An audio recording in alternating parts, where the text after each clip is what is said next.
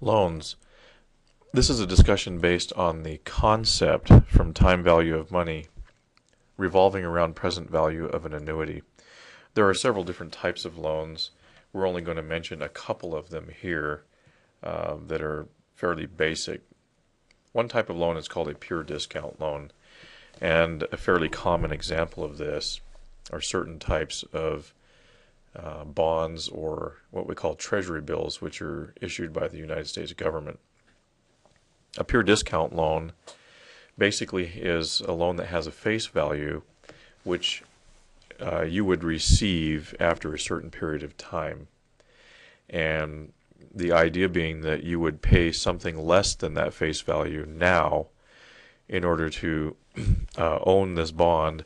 Basically, by paying to buy the bond today, you're actually lending money to the government, and then the government promises to pay you back the full face value at a later date. And built into that is some amount of interest that you would own.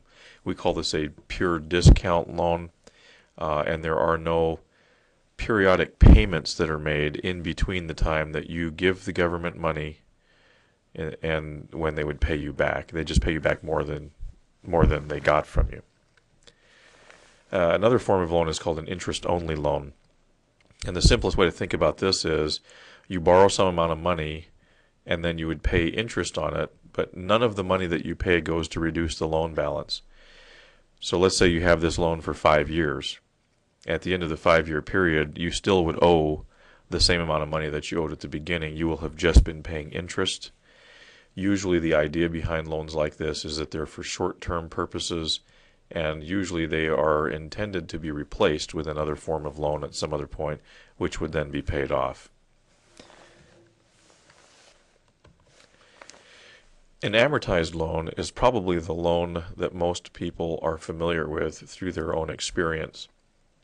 The idea behind an amortized loan is that there is a fixed payment which contains some interest payment that goes to the lender and some amount that goes to reducing the balance of the loan, which we call principal.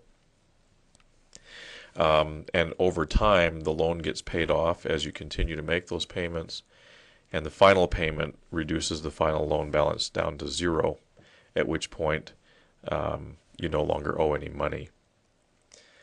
There's an example here of a 4-year loan that has just 4 payments, once each year for 4 years.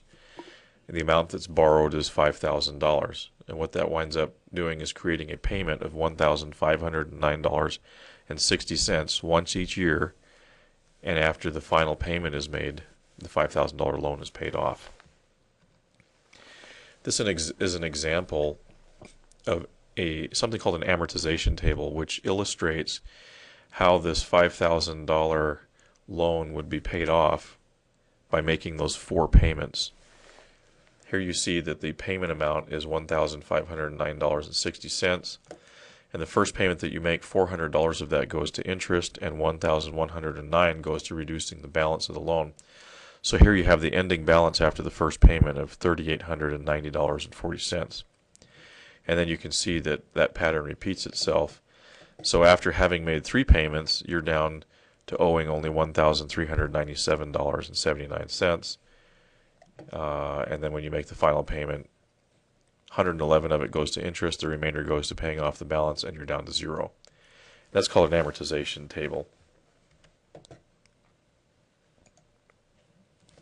This is an example of an amortization table that is based on 360 payments instead of the 4 payments that we were just looking at. And you can see here there's a loan amount, there's an interest rate, there's a number of periods involved.